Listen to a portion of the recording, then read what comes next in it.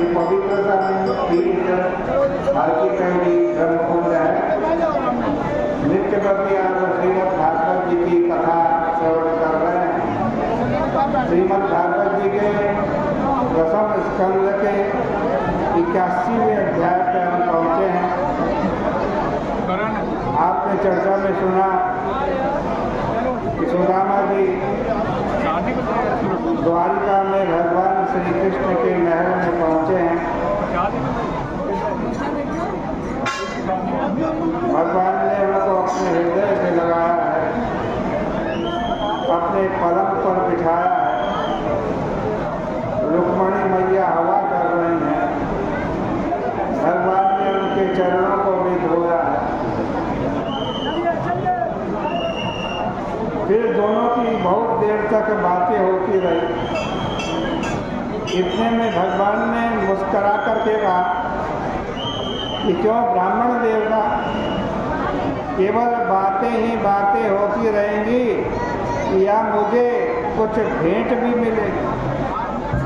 तुम्हारी पत्नी ने मेरे लिए कुछ भेजा है या नहीं?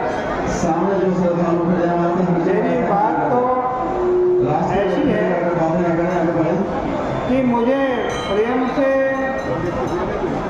कोई कुछ थोड़ा भी दे दे तो मेरे लिए बहुत हो जाता है। लोग समझते हैं कि जब वे बहुत देंगे तब मैं उन पर खुश होऊंगा, लेकिन मुझको बहुत नहीं चाहिए। मुझे तो केवल प्रेम चाहिए। यदि कोई मुझको प्रेम पूर्वक पत्रम पुष्पम फलम तोयम भी अर्पण कर दे तो मेरे लिए बहुत। अब तो संकोच के मारे सुदामा जी का मुख लटक गया। वे श्री कृष्ण का वैभव देखकर पहले से ही चकित थे। सोचने लगे कि इनको देने लायक मेरे पास क्या है? भला क्या ये 4 मुट्ठी चिवड़ा देने योग्य है? नहीं नहीं, मैं इनको चिवड़ा नहीं दूंगा। अंतर्यामी भगवान सब कुछ समझ गए। उन्होंने मन ही मन कहा कि देखो यह ब्राह्मण कितना निष्काम है। इसने कभी भी कुछ चाह करके मुझसे प्रेम नहीं किया, लेकिन अब मैं इसको दूंगा। इसके बाद श्री कृष्ण बोले, अरे ब्राह्मण देवता, तुम्हारी कांख में ये क्या छिपा रहा है?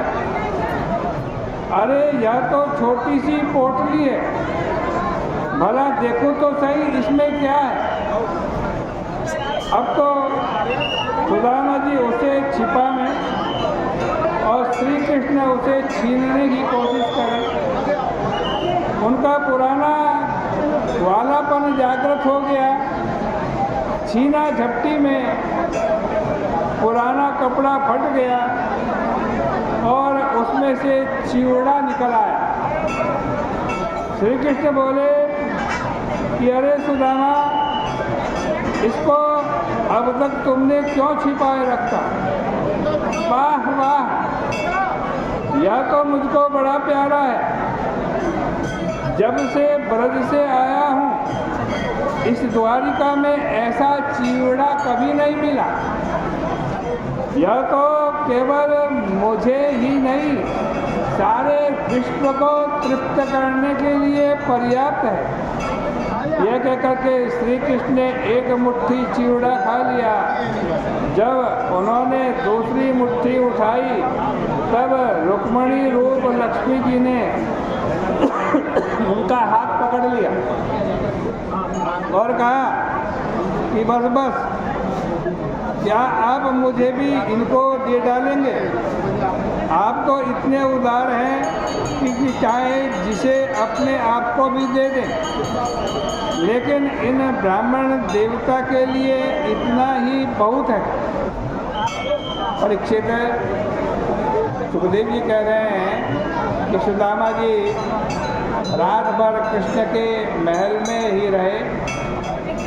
वहाँ उन्होंने बड़े आनंद से भोजन शयन किया और उनको ऐसा लगा कि मानो वो साक्षात वैकुंठ पहुँच गए।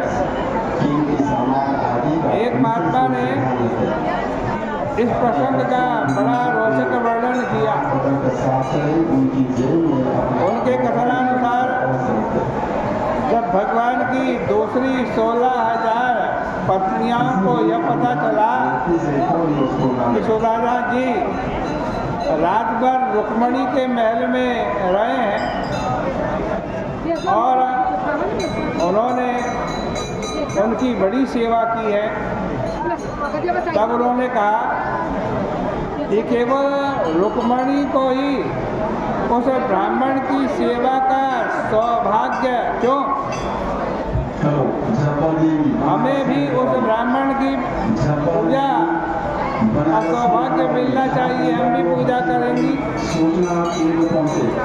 अब वे सब थाल में चंदन, फूल, अगरबत्ती और पेड़ा लेकर के आई और पूजन करने लगी।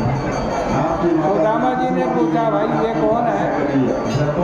तो श्री कृष्ण उनका परिचय देते जाएं और सुदामा जी यह आशीर्वाद देती जाए, पति प्रिया भव, सौभाग्यवती भव, पुत्रवती भव।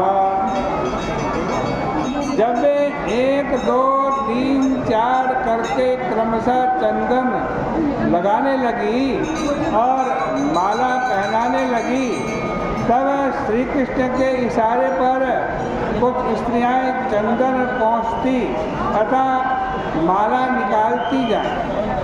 सबको आशीर्वाद देते देते सुदामा जी का मुख सूख गया। उन्होंने आशीर्वाद की शब्दावली में छटनी कर दी और पति प्रिया को निकाल दिया, केवल सौभाग्यवती भव, पुत्रवती भव रखा। फिर जब आशीर्वाद देते देते थकावट आने लगी, तब पुत्रवती भव को भी निकाल दिया, केवल सौभाग्यवती भव रखा। इसके बाद देखा कि अभी तो पूजन करने वालियों का और छोर कुछ नहीं पता चल रहा है। तब सौभाग्यवती भी निकाल दिया, केवल भवा भवा बोलने लगे। जब भव भव बोलते बोलते भी थक गए तो भो भो बोलने लगे। देखो 16,108 स्त्रियों द्वारा पूजन संपन्न होना कोई आसान काम नहीं है। कई लोग समझते हैं कि चंदन लगवाने और माला पहनाने वालों की बड़ी पूजा होती है, बड़ी भेंट पाते हैं। लेकिन कभी कभी माला से, चंदन से सर्दी जुकाम भी हो जाता है, धूप से खांसी भी आने लगती है। फिर यहाँ यदि सब स्त्रियाँ एक एक पेड़ा भी खिलाती जाएं तो 16,108 पेड़ा किस ब्राह्मण को पचने वाला है।